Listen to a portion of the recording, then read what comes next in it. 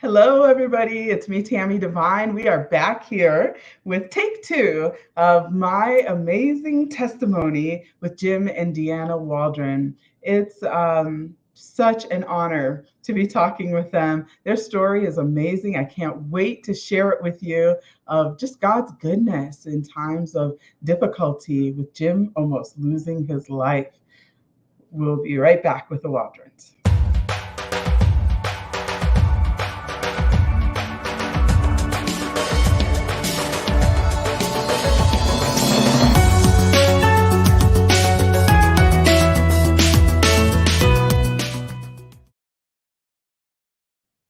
Okay, so now I'm so happy to be talking with the Waldrons. Jim and Deanna, thank you so much for joining me. Um, I did want to give a quick disclaimer before we get started that I have a 9-year-old and he's outside playing, and we might be able to hear him and his friends playing, so it might get a little loud. And I hear that you guys may have some noises too. So I think people will forgive us though as they're watching. Thank you for joining me today. Well, thank you for having us. Thank you for having us, Tammy. Sure.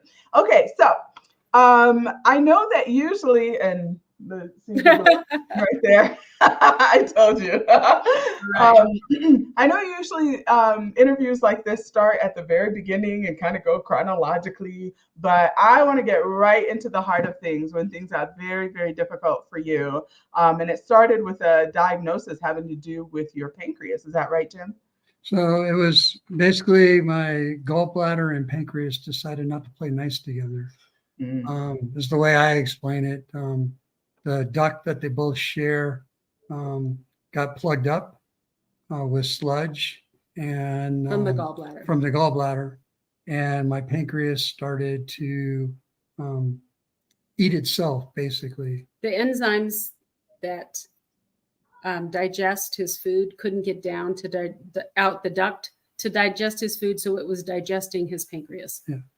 So that basically got misdiagnosed for several years. Yeah, I'd say. But here I am. Well, we're glad you're here. Well, man, that's amazing that the organs like can do that inside your body. I guess you never know what's happening in there. I didn't even know that it was a thing that could happen until what happened that Saturday morning. So the Saturday morning, September 19th, 2020, I woke up that morning. It's a Saturday morning. I was going to the commissary to go grocery shopping, and then I was going to head up to the men's retreat that after I got done. Real quick, Jim, when you say commissary, I just want to make sure that everybody understands. A grocery store on base. On the military base. On the military base, sorry. I got there, it's probably about 10:30, walked in, and I started feeling a pain on the right side, just below my rib cage. And I thought it was just like a muscle cramps. I started moving, trying to stretch it. Pain got a little worse. Called Deanna and said, "Hey, I'm coming home." And she was just getting ready to run some errands. And she goes, "What's the matter?" And said, "I got a pain underneath my rib cage on the right side. I'm coming home." She goes, "You want me to call an ambulance?" I said, "No, I'll just drive home." Drove home, got in the car. She was just ready to pull out as I was pulling in, got in. We live 3 miles from the hospital. We got to the hospital, and she can tell the story better than I can because I don't remember much from that day after we got to the hospital until probably the 26th or 27th of October. I mean, there's about 6 weeks that he just doesn't remember at all. Yeah, there's a few things I remember vaguely, but majority of that I don't remember. God in his mercy sometimes doesn't allow us to remember trauma, and so I think that's partly why he was in so much pain. part of it was medication that they put him on. But even at the beginning, he doesn't remember going to the ICU, from a regular room to the ICU. He doesn't remember any of that. So a funny story. After I got back to work and I was talking with my boss, he goes, "Yeah, you called me on a Sunday afternoon and said you'd be into work on Monday." And she's going, "No, he won't." He was in the ICU, and the doctors had already told us it was going to be a very, very long, drawn out illness. Wow. So I guess we could back up to the ER again. Yeah, let's take it from there. Yeah. So we get to the ER, and he's in horrible pain. His heart is racing. They do a bunch of tests. They did an ultrasound of his gallbladder and saw that the duct coming off of his gallbladder was all clogged up. But the doctor at the ER said, that doesn't cause this. And the blood work came back. And when you're healthy, your pancreatic numbers are under 300 or something. If it's over 700, they know you're very ill. His was over 20,000. Numbers like that, people don't usually survive from. And wow, that is a huge number. 20,000 where it should have been under 300. And so the doctors came to me and said, he's very ill. And if he makes it, it's going to be a very long. Even when they said that, I couldn't even imagine what was happening. 6 weeks before this, we were hiking in Alaska, and suddenly he is at a point where they don't know if he's going to live. And it happened just within hours. There we are in Alaska right before he got sick. And so we went from a regular room on Saturday. I showed up on Sunday morning, and they said, we're going to move Jim to the ICU. And then from there, it went very quickly. His heart started to race because of the pain. And his heart raced at over 165 beats per minute for over 3 days straight. So that's like running a marathon with no breaks. And the doctors told me that if they didn't induce a coma, they had, in order to reduce the pain, they have to put him on so much pain medication that he wouldn't be able to breathe. And wow. So they would have to induce a coma in order for him to deal with the pain that he was going through. Basically, his pancreas had started to decay and eat itself. He had 2 or 3 large cysts full of infection inside his abdominal space, and they just hoped those didn't go septic. But within a couple of days, his lungs started to collapse, and so then they had to intubate and put him in a coma. So he stayed in a coma, and then he just started to swell up. And they reassured me that this is a natural response when you're having what we then found out was necrotizing pancreatitis, which is 80 to 90% non-survival rate, even under the best conditions. And they said your body's response is to swell up. So he looked like he weighed 250 pounds. Maybe 300. He was just Mickey Mouse hands. His fingers, his everything was swollen. And this went on for days. And they told me at the first hospital that he was at that if this went on too long, that it would start to put pressure on his internal organs and he would pass. And then they told me that what they could do is just basically cut him open and allow room for the swelling. And I'm like, well, for how long do you do that? And they just looked at me like it would be a point of not surviving. He would do that. They would open him up, and then he would probably die of infection. So that wasn't an option because I knew that this was going to be a long, drawn out weeks or months. And if we opened him up, that he would pass quickly. And he doesn't remember any of this. Then one of the doctors came in one day and said, I'm going to take his breathing tube out. And I said, you're going to do what? And he said, yeah, every day that he's intubated, he's getting weaker. And I'm like, but that's the only thing keeping him alive right now. And I said, I need to know from some other doctors that this is a good thing, because I don't think you should take his breathing tube out right now. And the doctor kind of stormed out of the room, was not happy with me at all. And he came back an hour later, I think, after reading his chart, and he said, wow, Jim has gotten a lot sicker in the last few days. I'm like, yeah. So one thing I'd like to say about that is, every time you go into the hospital or anything, they always ask if you have an advance directive or, a living will. So everyone understands what that is. Say what that is. An advance directive would be like what to do if you're on life support or something of that nature. And I don't have one. And the reason I don't have one, well, we just didn't get around to it. We didn't get around to it for one thing, but two, was, 57 and healthy. Two, and that's like do not resuscitate, right? Right. Yeah, it's like after so many days, if you're on life support, after so many days, to take you off of it. And had I had one that said after 7 days or 2 weeks or whatever a timetable would have been, I would have had no power to keep him alive. Yeah. Because the directive says, after this much time.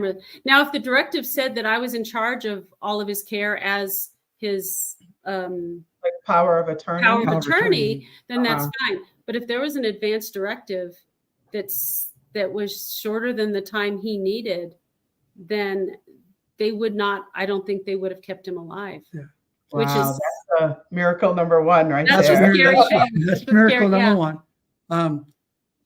Two, the other part is that being an advocate for going through something like this. I couldn't speak for myself because I had, and Deanna was very, very strong. I'm strong-willed. She's very strong-willed, but the world needs people like us, right? Yeah. That she was very much an advocate for. I mean, she was at the hospital every day. She knew the rounds.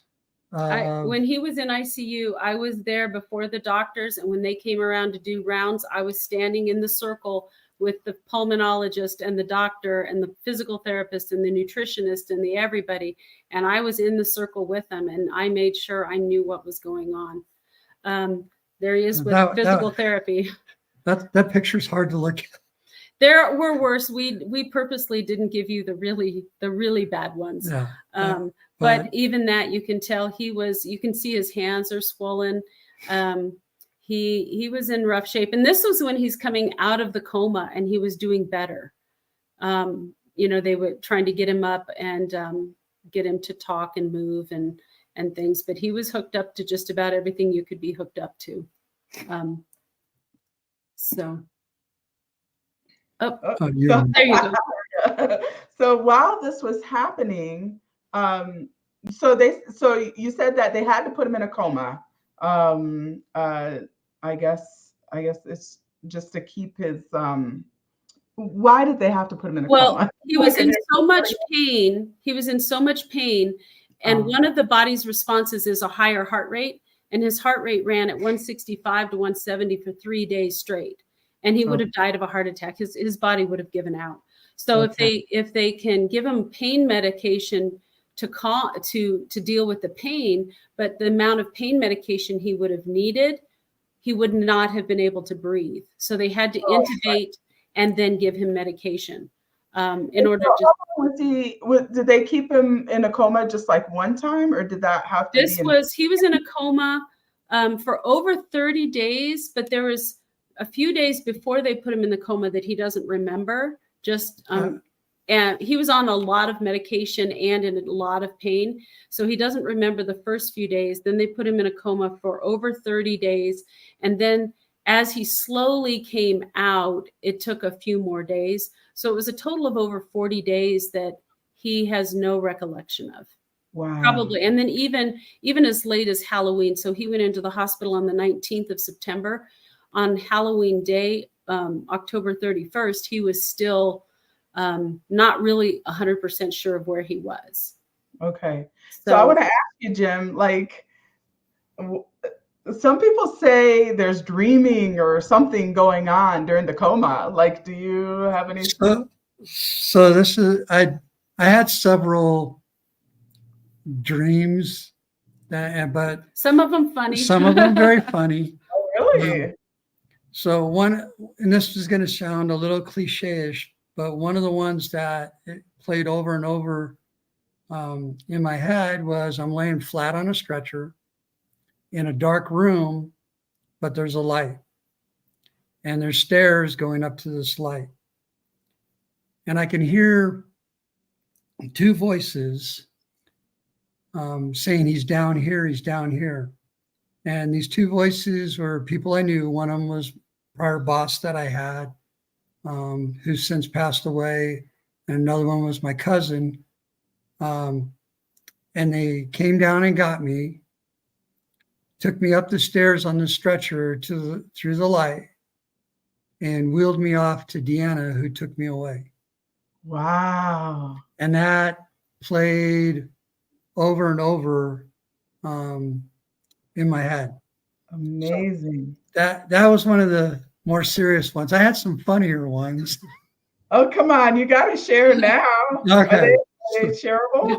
So no, one of the funny ones is I was a spy for Denzel Washington. Did you watch the Pelican Brief or something? I must have. So that was one.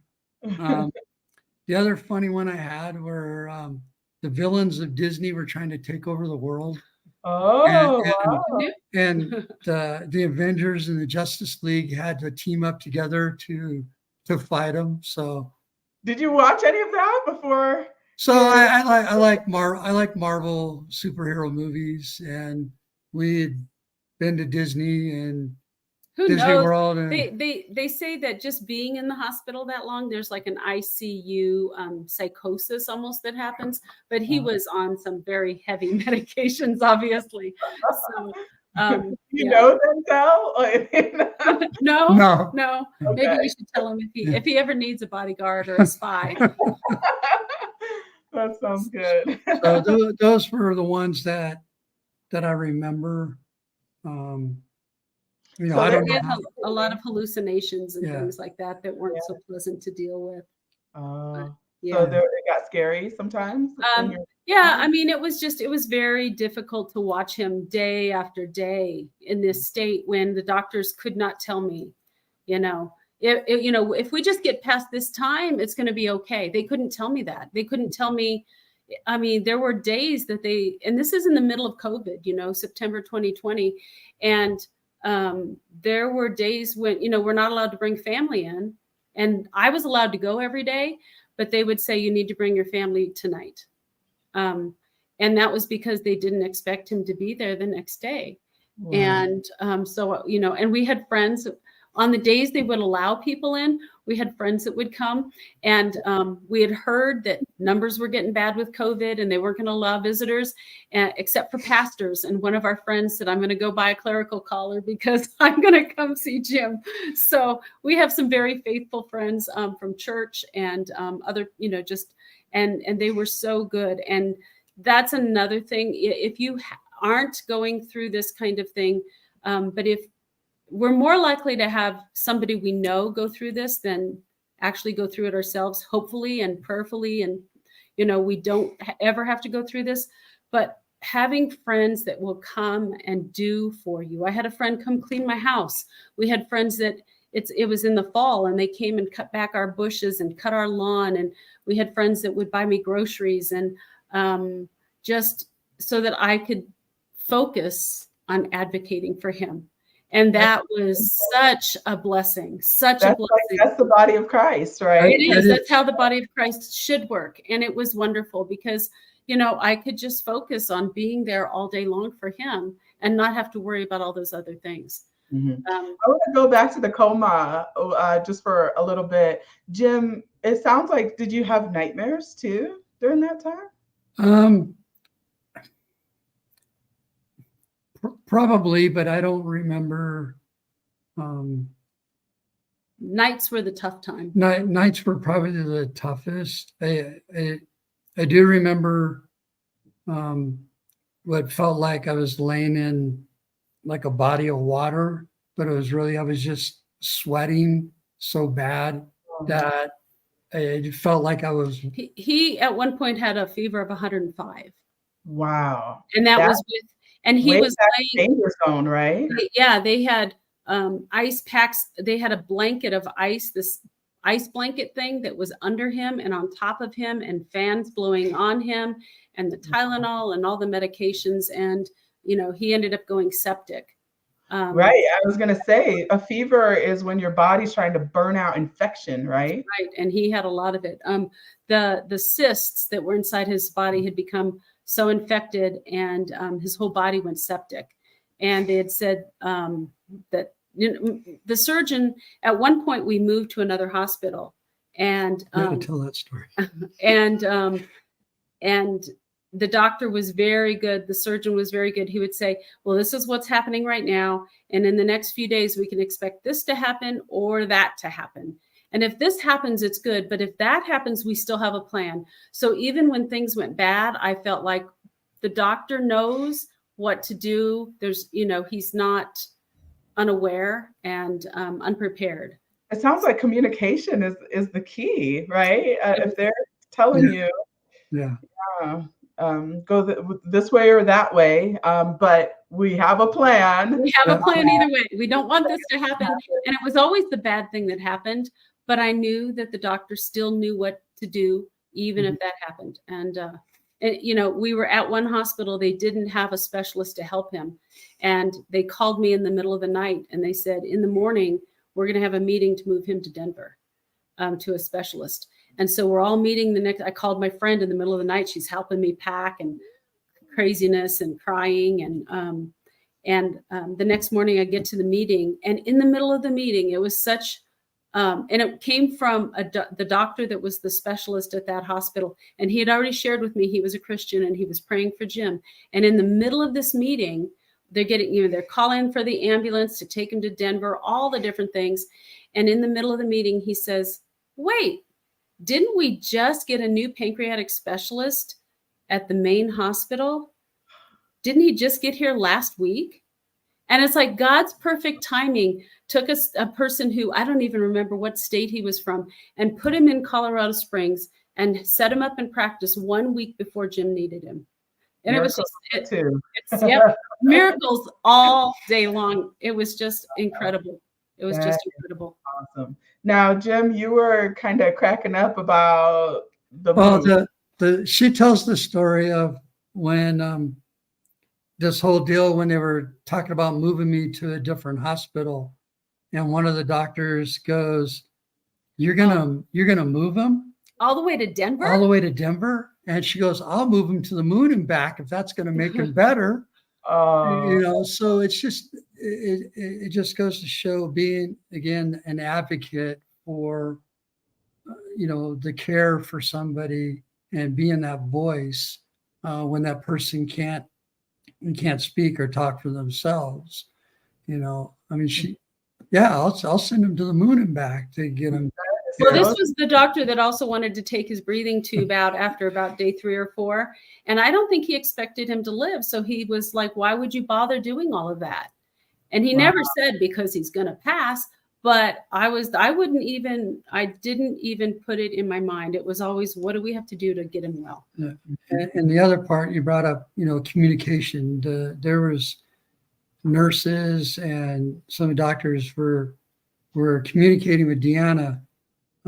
If you want this to happen, please say this. Oh, because I kept saying, what do I have to do to get him to a hospital that has a specialist that can help him? Because we don't have a plan at this hospital. It's not big enough. We don't have a specialist.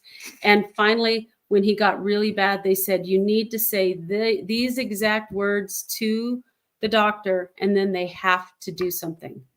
Because just saying, well, what can we do? Oh, there's a specialist in Denver.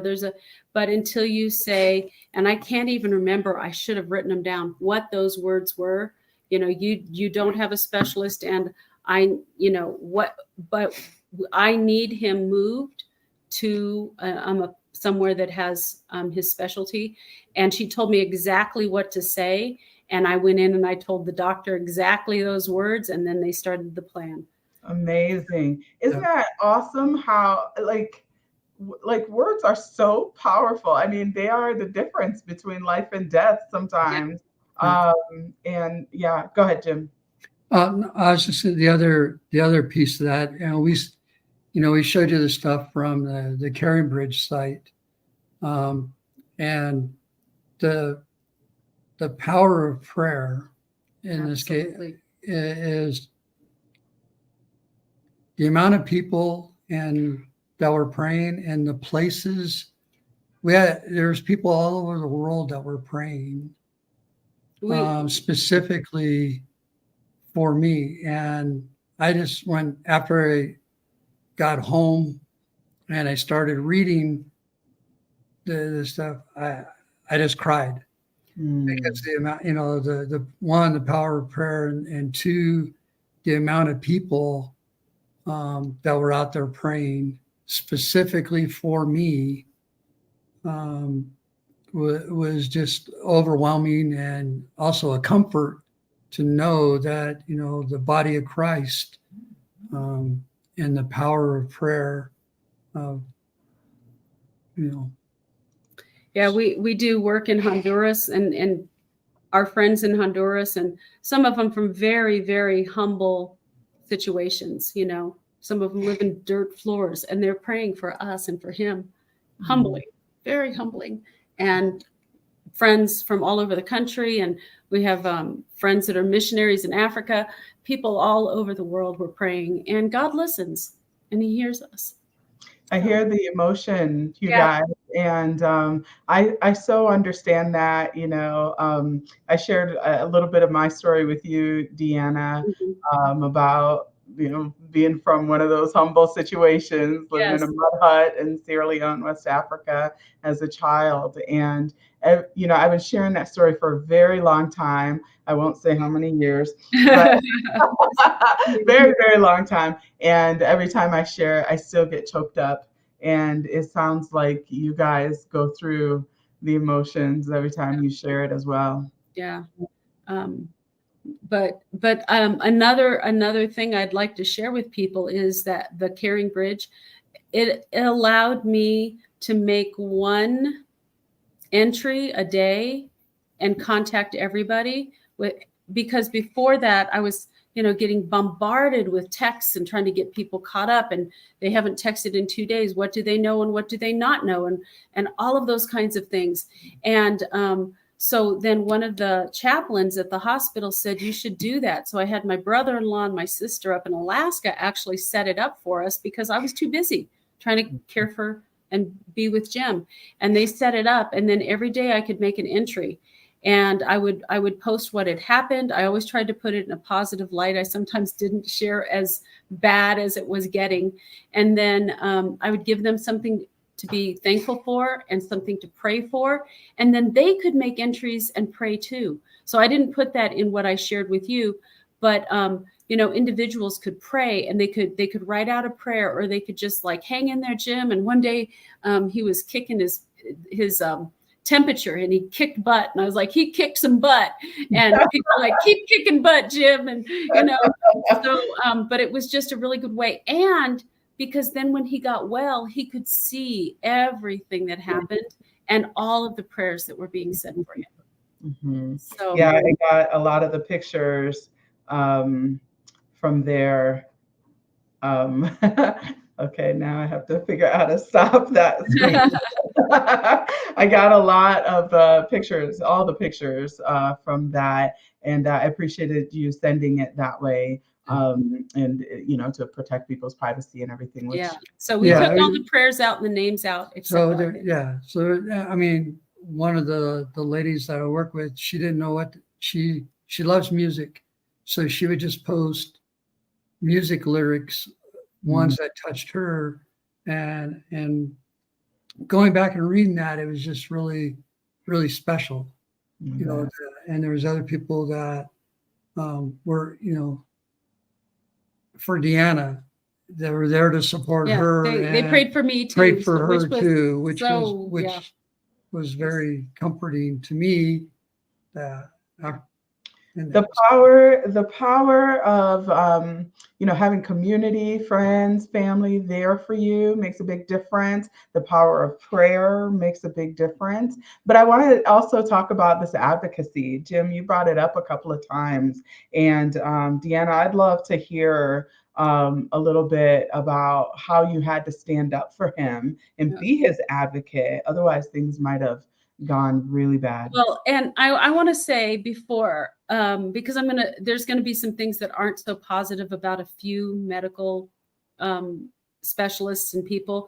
99.999% of all doctors and nurses and all the people there, the therapists and the speech therapists and everybody are good people who really care.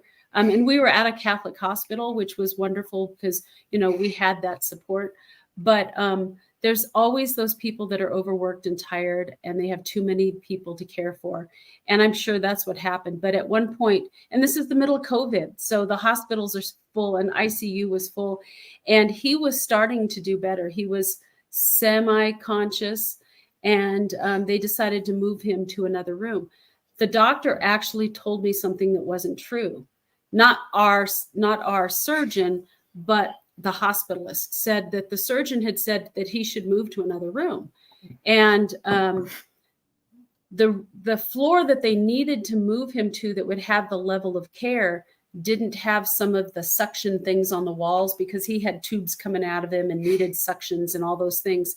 So they were going to move him to a different floor that had those suctions, but didn't have the level of care that he needed. So when we get there, he's not doing well because the transition is always hard when you're that ill. And they set him up and they left and they didn't bring his meds and they didn't have him hooked up to things. And I went down to the nurse's station and I said, and his nurse was just not very, was overworked. And so I stayed with him until like 10 o'clock at night. Visiting hours are over and still he doesn't have what he needs. He didn't have his medication. I have a hair sticking out. And anyway, so I stayed until 10:30 at night and they hadn't set him up with his pain meds and he's starting to get really, really agitated. He has a tracheotomy at the time and they're trying to tie his hands down so he wouldn't pull it out. But he was doing that because he was agitated. So I was like, I'd already heard from our surgeon that the surgeon was going to be there all weekend on call. So I was going to find him. So I went up to the ICU and at 10:30 at night, there's nobody even there to let me in. And I just stood at the counter and I waited and somebody walked by and I waved him down. I'm like, is Dr. So-and-so here? And they said, no, but he's in the hospital. So I went walking around the hospital 10:30 at night. And I was going to find him. I was not going to leave Jim with no care or the level of care he needed. So I'm like walking through this big room and there's a hall at the end. And the doctor was going this way across the hall. And like in that little 8-foot space, looked up and saw me. And he's like, what are you doing here? What are you doing here? Right? What do you do? He's looking at his watch. It's 10:30 at night. And I told him, I was like, it's not going well in his new room. And he goes, you go home, you get to sleep, I will take care of it. And he went straight up and took care of it. But within 3 days, Jim was in horrible condition and he wasn't getting the care he needed. And the doctor and I said he's got to get back to ICU. So then he went back into the ICU because he actually was 3 those big liter bags of IV fluid. He was 3 of those dehydrated. He needed 3 of those just to get to where he needed to be because they hadn't been taken care the way they needed. And so right back to the ICU he went, which was sad because, it shouldn't have been that way. But the doctor said he's not leaving the ICU until he's ready to go to rehab. And that's what he did. So wonderful. Now, Jim, could you remember being agitated, like when you would wake up and pulling the trach tube? So I remember being agitated and having my arms strapped down and my legs strapped down. They would do that at night if I wasn't there. And I just wanted my lips because I couldn't talk, but every time I tried to put my hands up here, they thought I was going to pull my feeding tube out. He had a feeding tube in his nose and then a tracheotomy in his throat. Because I had done it before, not knowing, but I had pulled it out before. So they thought that was actually his breathing tube before they gave him a tracheotomy. Oh, okay. Yeah. So that's the breathing tube that was going down his throat. And then he had a gastric tube in his nose that went into his stomach to pump out the stomach acid and all that. And then he had a feeding tube that went all the way into his intestine. Yeah. Wow. So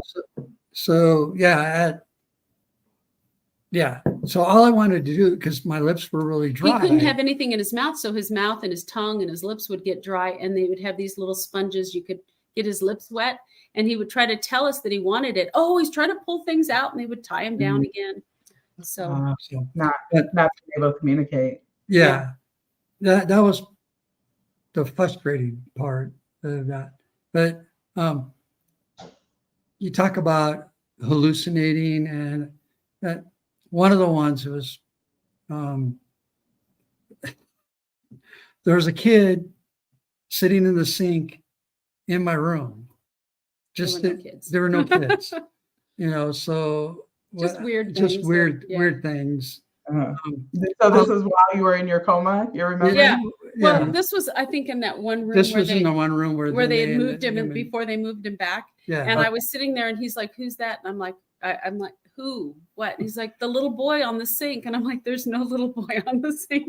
Wow. So, yeah. But it was, very traumatic in that, when you're trying to communicate, you're trying to tell people what you want. And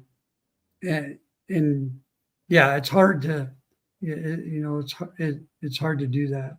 So you're coming in and out of consciousness. In and out. Yeah. He had no idea that he had moved to a new hospital. He had no idea that how much time had passed. At day 20 something, they shaved him because they needed to put a pick or something in his neck, and the hair on his neck was in the way, and they shaved him. And he's pretty clean shaven. And he had a full beard and hair and the whole thing, but he had lost so much weight. He looked like he was 80 years old, Wow. But I said, explain what a pick is real fast. Well, it's you have like IVs and things. A pick is like a faster way to get it directly into your circulation. It goes like right into your heart or something. I forgot what it stands for. That's okay. But yeah, it's like a PICC. PICC. And it sticks out, right? Yeah, it sticks out a little bit. And but it goes, I guess, like directly into your heart, and so they can get medications and different things in more easily. So they can just take the tube of whatever it is that they need put it right into that. And plug it right in. Yeah, and they can only leave it in a certain. So he had multiple in different places. At one point, they would put it in right on his groin, like right on the upper part of his thigh. But then that was not a very sanitary place. So they and then the one day he's laying there and he keeps just like pointing, and he's half conscious, but he's just pointing. And I'm like, "It's okay, honey. You can go to the bathroom. You have a catheter." And he just keeps pointing. And I pulled back his blanket, and the pick had actually started bleeding because it's in his femoral artery. Oh my gosh. And so he's like laying, right? He's laying in a puddle of, and so then I called the nurse in, and they fixed it all up and cleaned it up and moved it to another place. But I was like, yeah. So he knew something. He's just sitting there going like this. And I'm like, "What do you want?" Because he can't talk. Mm-hmm. So wow. Yeah. I bet that was so frustrating. When did you get to a point that you could communicate?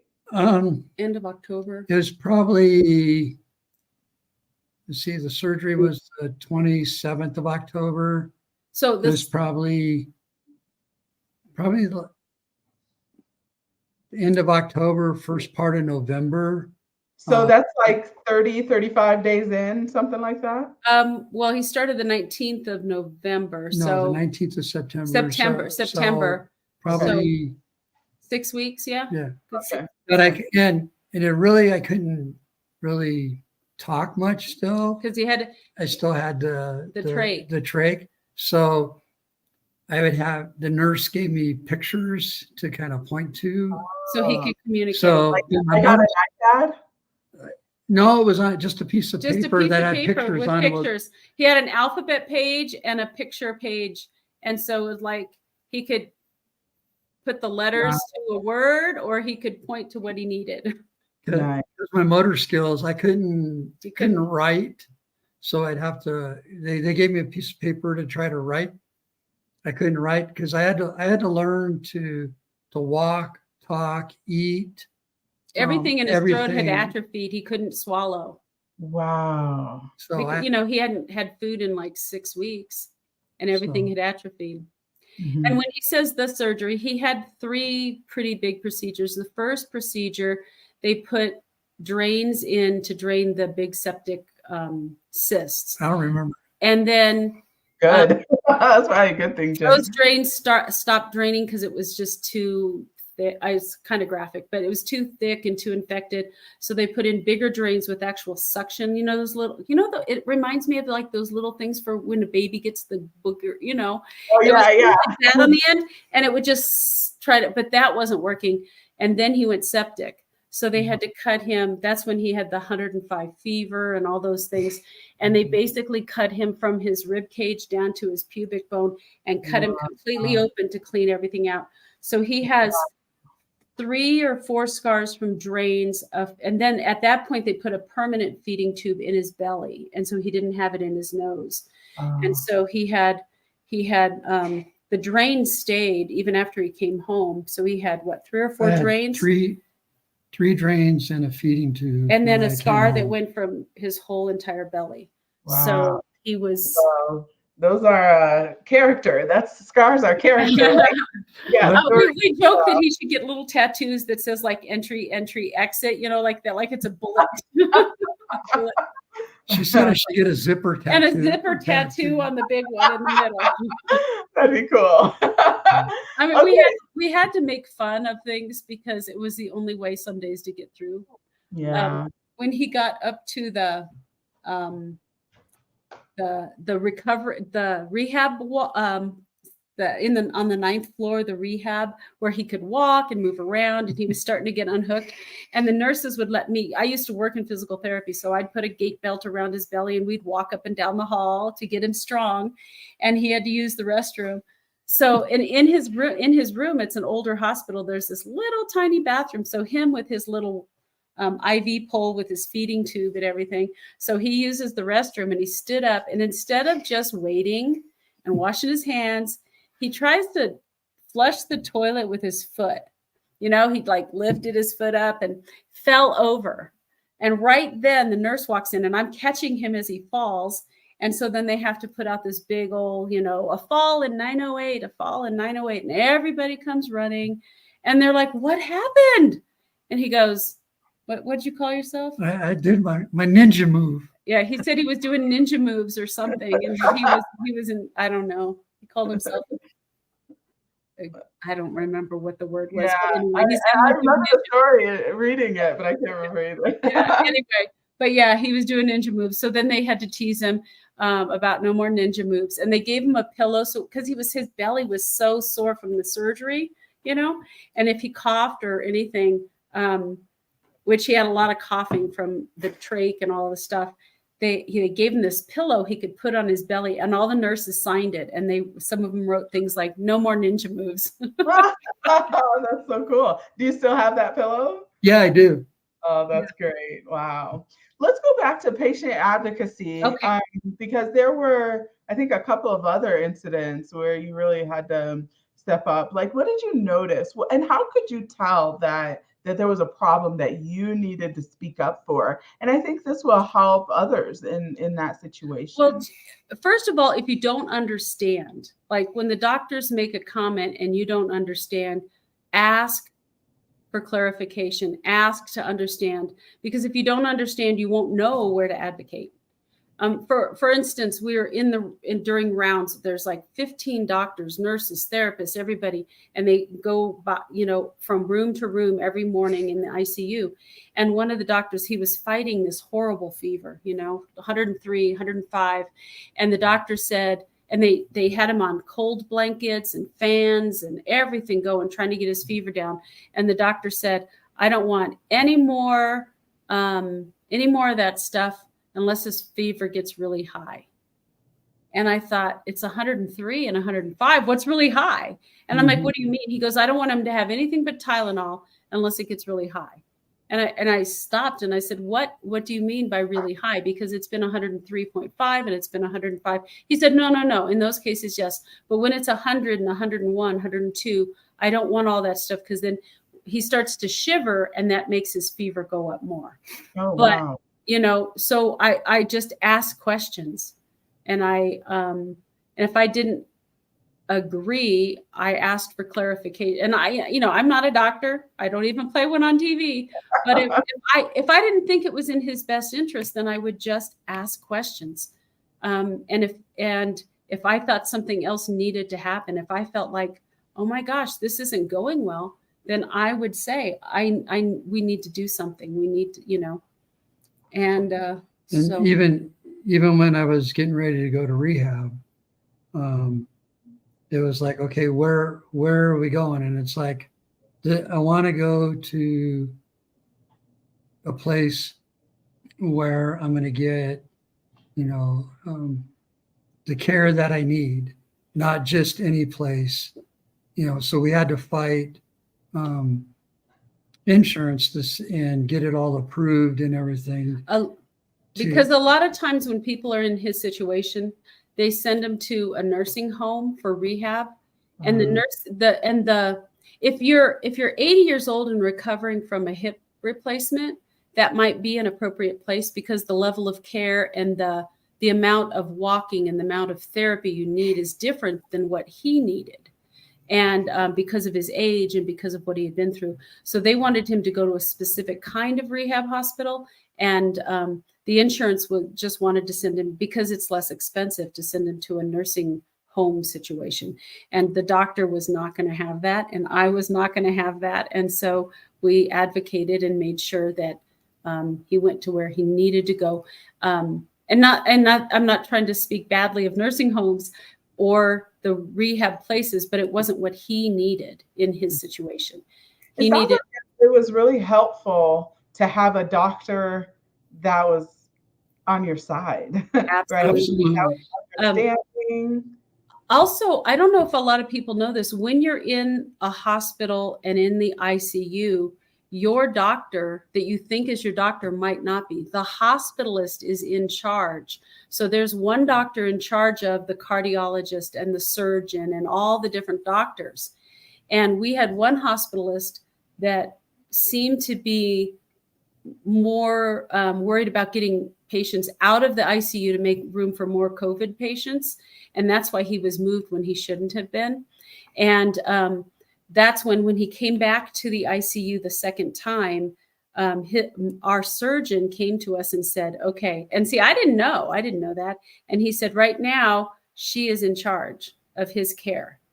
If you don't want that, and he didn't say anything wrong about her, but he knew how we felt because we had shared it with him.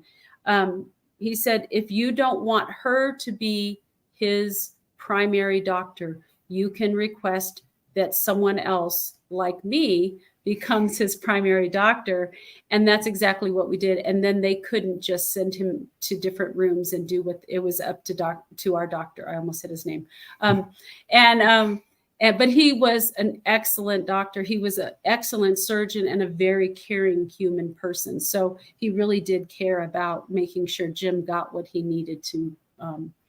So, and when you say hospitalist, so that's the person from the hospital, but sometimes you have doctors and people caring for you who are not from the hospital, right? Right. Or they're from the hospital. Like he had, when he was in ICU, he had a respiratory therapist. He had a physical therapist. He had a pulmonologist. He had a cardiologist. He had, at one point, before he had the tracheotomy, he was biting so hard on his breathing tube that his teeth became loose and are now crooked. But his teeth became loose and were almost, I'm going to tell all his secrets. And his teeth became crooked and loose, and they were afraid he was going to lose his teeth because he was biting down so hard. So he even had an oral surgeon come in. But they're all part of the hospital, but they have to have one person in charge, and that's the hospitalist.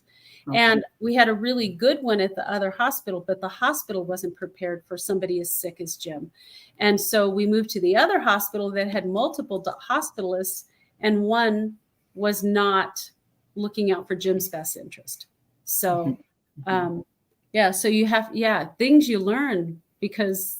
I bet, quite an education with all of this. Okay, so let's move the story along. So you've had 3 surgeries. You've been septic, is it multiple times? Which just and collapsed lungs. Sepsis is when the infection actually gets into your bloodstream. Okay, and so it's not just an infection in an area, but your whole system. Yeah. Okay. Collapsed lung. So you've just gone through it all. When was there like a light at the end of the tunnel? After he had 18 November when I came home. When they did the big surgery and cut him open and cleaned everything out on the 26th of October, it was a huge change. I mean, he had all that infection out of his body. He still had tubes to drain what was left and all of that. But it was like within 2 days, he was alert. And well, I mean, he was still in and out, but you could see in his eyes a difference in his awareness of what was going on around him. So that was the big moment. Okay. And then it wasn't that much longer before they released him, right? Yeah. So I went to rehab on the 11th of November and came home the 18th of November. My goal when I got to rehab, they said, "What are your goals?" I said, "I want to be home before Thanksgiving." So that would give me 2 weeks. And I was out in a week, and it was twice a day with physical therapy, occupational therapy, speech therapy. I was tired. I was wore out. When he got to the rehab, and the first thing he wanted to do was take a shower. He hadn't had a shower in like 6 weeks. So he was lots of sponge baths, but no showers. Yeah. Yeah. So that was the moment. And every day I had a schedule on the wall with what time my therapy was in the morning and what time it was in the afternoon. And one of the rehab rooms that I was in that had the equipment on was facing towards our house, and I could see. I could see kind of where we live. And I said, "Well," he would pedal his bike and say, "I'm going home." I'm going home. So that's awesome. Go ahead, Tammy. Well, I wanted to make a clarification. You and I talked about this a little bit before the interview, and so I think it's good to say that you've mentioned that this was in the middle of COVID a couple of times, and I know people will be like, "Oh, could it have been the vaccine?" And I think it's important to mention that this was before. I think you said that the vaccine was available and all of that. So this is a totally different story than that. This is basically that he had a GI doctor, and he had been getting medication for reflux. And he probably did have reflux, but he also had a bad gallbladder.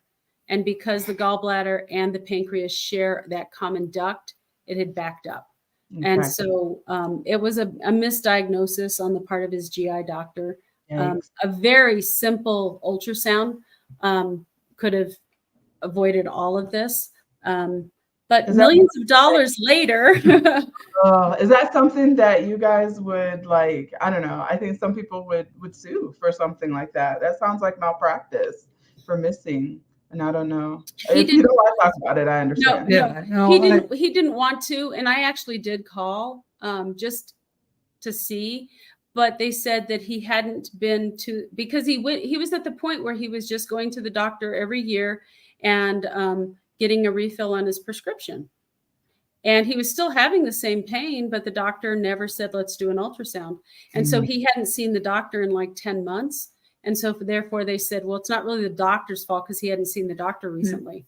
So the other thing about that is one thing we both have learned through this is if you don't get the care that you think you should get at the time, go get a second opinion. Go seek out somebody else to figure out something, because I could have easily have done that. You know, hindsight's 2020. Looking back at it, I could have easily have done that. Said, "Hey, I want a second opinion because I'm still having problems." And go said, now we're more in tune to that. That if we don't feel that we're getting the answers to what we think the problem might be, is we're asking, okay, we want a second opinion to go figure out what's going on. Yeah. So I think that's the other point, is not only being an advocate, and, you know, and asking the questions, but if you're not getting the answers that you think you should be getting, then go get a second opinion. Yeah. And you know what? We know our bodies. The doctors really don't know our individual situation. Right. Absolutely. And we need to listen to what our bodies are telling us. If there's something out of the ordinary, like, trust that, right? Yeah. So trust yourself, advocate for yourself, advocate for others, and and listen to your body. Yeah. Okay. So you had the third surgery. You're out after a little while. You do physical therapy. And did it get tough with the physical therapy, the speech therapy, and all of that? Yeah, it was tough. Like I said, I was doing it twice a day. There were days that I'd be really tired, you know, in the afternoon, but I knew I had to push through it. You know, it's. Well, he knew that he had to be strong to come home, because during all of this and during all of COVID, our daughter and her husband and their 2 young children had moved in with us. So he's going to come home, not to a nice quiet house, but to a 5-year-old who needs homeschooling for kindergarten because we're in the middle of COVID, a 2-year-old. So it was a chaotic home life. And so that was his homecoming. That was my homecoming. And you're here. This is you coming home. That was me coming home. Actually, because of COVID, people wanted to be there to say, you know, welcome home. And so we had family, friends, coworkers, and they made a big parade route. We were the parade, and they were all honking their horns and on the street with signs, and we decorated the front of the house. And Jim's crying because he's a big crybaby.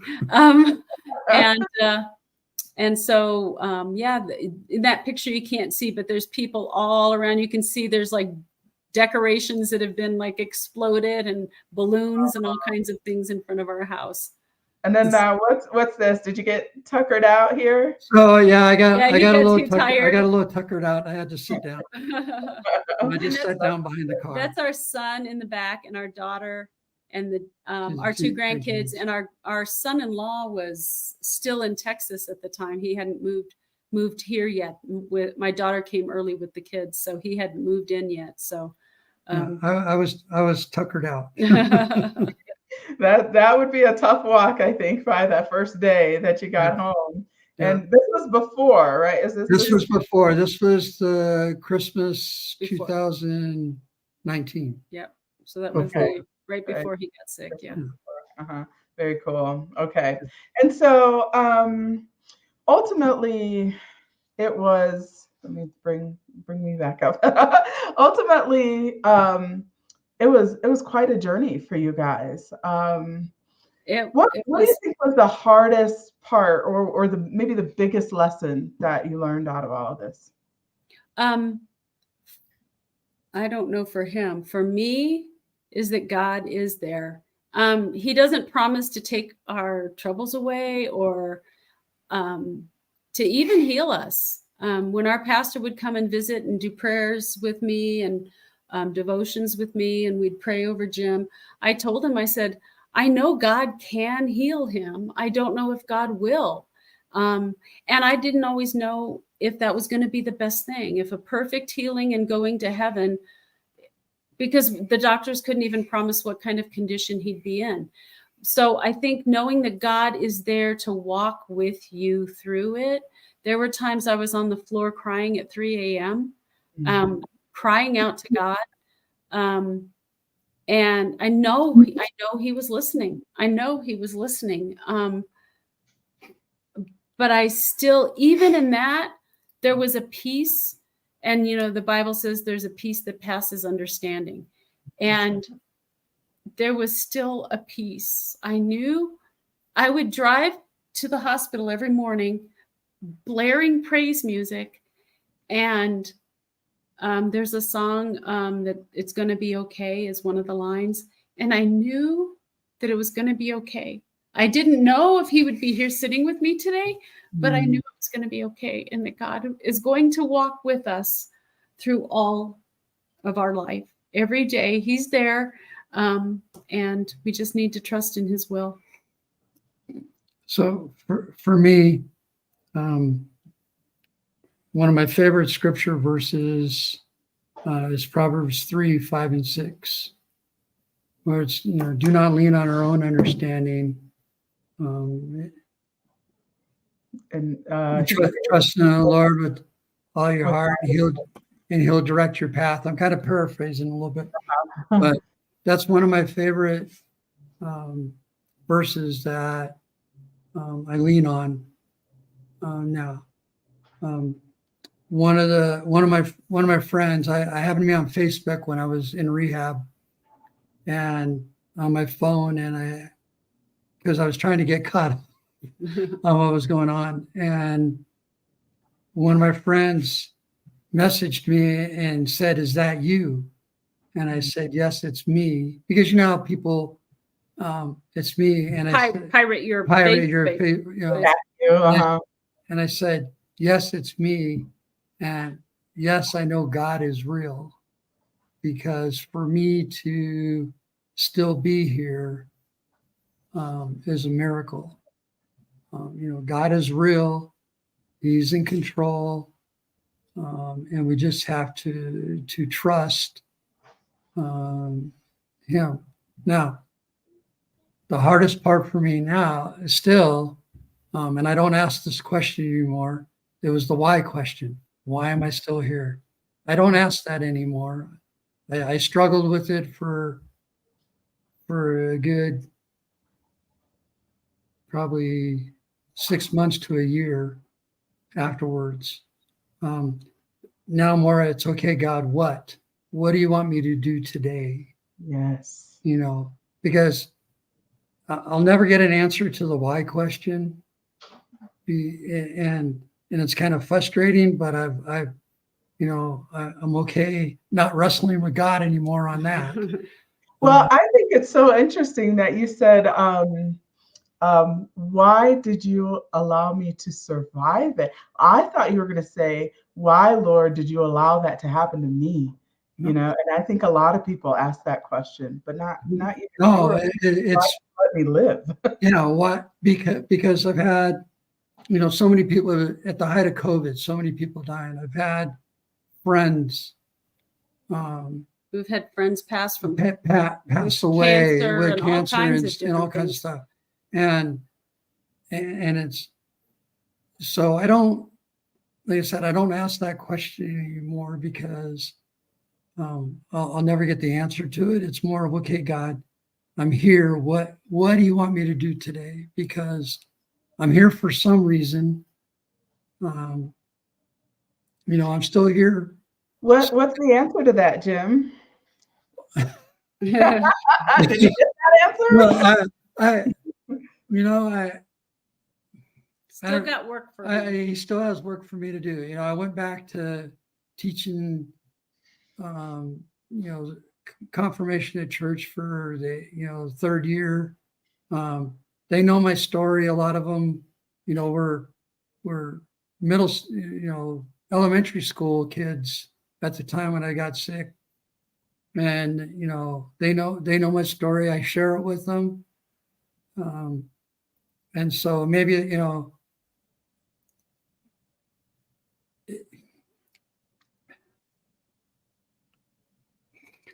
Okay. I had another youth reach out to me that he's a young man now In his and 20s. in his 20s, and he's going. Jim has worked with the youth at our church for 20 years. So and so he's going through some tough times right now, and he reached out to me, and we had dinner a couple of weeks ago, and just had a good conversation, and he was asking me about various things and coming back to the church because he's since left the church. So God still has a purpose for me being here, and it's just the Proverbs 3, 5, and 6. It's just got to trust him. And that's so beautiful. Jim, you got a little choked up as Deanna was talking about, like being on her face, in front of the Lord at 3 a.m. sometimes. And it sounds to me that, now I'm getting all choked up, that Deanna was advocating in the hospital and before the throne. And that's amazing. Like, you were blessed to have her doing that, and so many others too, right? Lots of people. Yeah, for sure. So I'm so glad that the Lord chose to save your life. Me too. And your family is too. The rest of your family. So before we wrap up, we've gone a little past an hour, which is okay. But time flies. Before we wrap up, let's work backwards now a little bit. How long have you guys been married, and how did you meet? We've been married 37 years. Plus a few months. Plus a few months. I thought you said a few minutes. We met in high school, but we didn't date in high school. Her brother and I were friends, and we hung around with some mutual friends. And then I was 2 years ahead of her in high school. I went into the Air Force. And he cleaned up really well. So, I had hair late down 70s, early 80s. I had hair down my shoulders. Oh, wow. I was a skinny little runt. But anyways, went off into the military, and we stayed in touch. I'd go see her when I'd take time off. And even when we were in high school, my brother would be at work, and he would come over to the house, and because we had a swimming pool, so we would hang out, and our whole family. He was part of the family when we were still in high school, because his family had a pretty rough time, and but anyway, so he would come over. But it worked out because we had the swimming pool, but he had the car. So we would swim, and then he would take us to like McDonald's or something, so it all worked out. But we were just friends until I got into college. Yeah. So, I went to my sister and I. How did the spark fly in college? Yeah. What happened? It does. It just happens. So that's. So we've known each other. I think I was 14 when we met. Okay. I was 16. 16-ish. So you went to the same college then? No, we went to the same high school. High school. Right. Okay. High school. And then he was in the Air Force, and he was stationed in a different state, and I was going to New Mexico State University, and then he got stationed in Texas, and we got married, and I moved to Texas. So it's just, yeah. Well, that's good. Okay. So and now you have. Two kids. We had 2 kids, a daughter and a son. And our daughter's married. And our daughter's married now, and we have 2 grandkids. And so that's.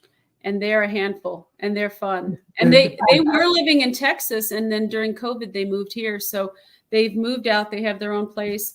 So yeah, everybody's here in town, and we get to see them all. Our son has his own place, and everybody's doing well. So yeah. Deanna, real quick, it sounds like you've had experience advocating for people, someone in need, because your sister, your older sister, my older sister has Down syndrome. She just passed in July. Yeah, in July. She passed. She was almost 62. And so I think advocating for people has just kind of been what I do. And I think my twin sister as well. It's just kind of what we do. And probably my brother. We just grew up, if somebody needed help, that's what. And Tina, my sister, she couldn't speak well, and she needed help through her whole life. She's lived with us on and off during times, and I think that's just one of those things that God has blessed me with, is to be a caregiver. So, well, that's wonderful, and I think it sounds like if you hadn't stepped in a few times and made your voice heard on Jim's behalf, this would be a completely different testimony. Very different story. A very different story. Yep. I'm stubborn.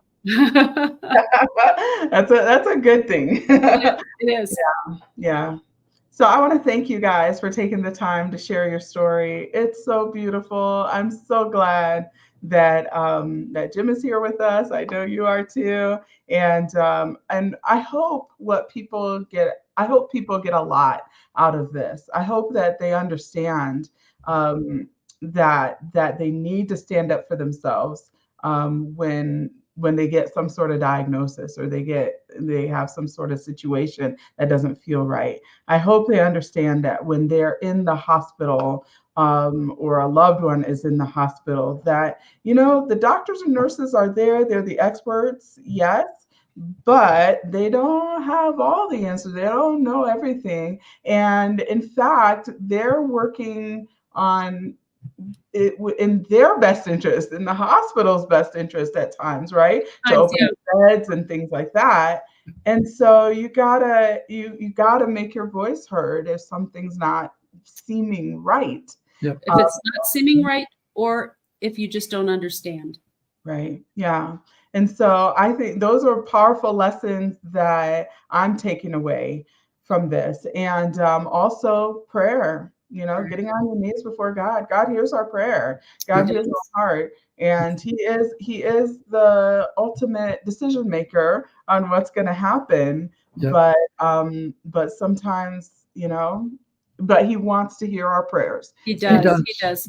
Even when it was groans and crying in the middle of the night, the Spirit intercedes for us.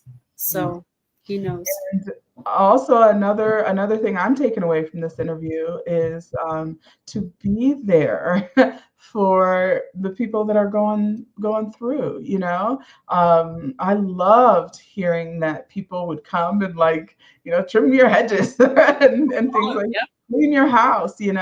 We as the body of Christ need to help each other. That's what we're there for. We're a community when things go wrong, and so that's a powerful takeaway as well.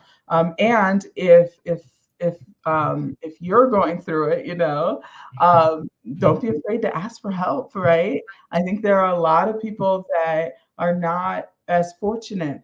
They might not have the family, around or nearby. So reach out to your church, if you can, and get the help that you need if you're on your own, basically. So I think there's so many awesome takeaways from your story, and I'm just grateful that you're willing to share it with me here on My Amazing Testimony. Well, thank you for inviting us. Thank you for doing what you do, and thank you for inviting us. Good. Okay. So don't leave the studio yet. I'm just gonna close real quick and remind people about Divine Family Entertainment, and then I'll come back out to say goodbye. But thanks again, you guys. All right. Thank Thank you. you. Okay, I'm gonna get this. So the Waldron story is so inspiring and so wonderful, and I'm so glad that you were here to listen to it and to watch it. Divine Family Entertainment is a new comprehensive streaming platform for Christians and families, and we're gonna have all kinds of shows. We'll have podcasts like this, but there's gonna be movies and news and talk and music videos and all kinds of things on there. The Lord is working behind the scenes um, in amazing ways, actually, and it's getting really exciting. And we will be launching soon. But until we launch, there are a variety of different podcasts and interviews that I'm doing, and other people will be doing interviews as well. This is my amazing testimony, but we're also talking to faithful filmmakers, people who are creating shows and movies that are Christian explicitly or implicitly, with squeaky clean, family friendly content.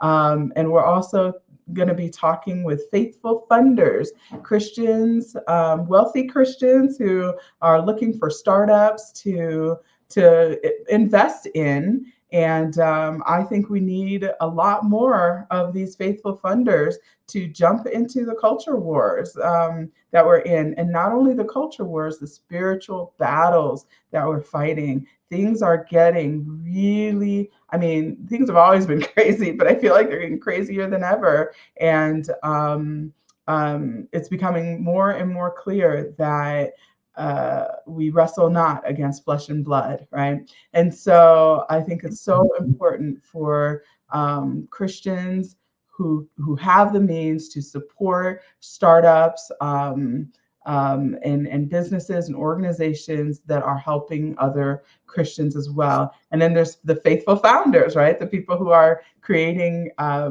new businesses and coming up with ideas to grow God's kingdom, to lead people to Christ. And so I've interviewed quite a few of these, and we're going to be doing more. So I'm so happy to be able to do this testimony today with my amazing testimony with Jim and Deanna Waldron. Thanks so much, you guys, for watching. God bless and keep you, and we'll see you again soon.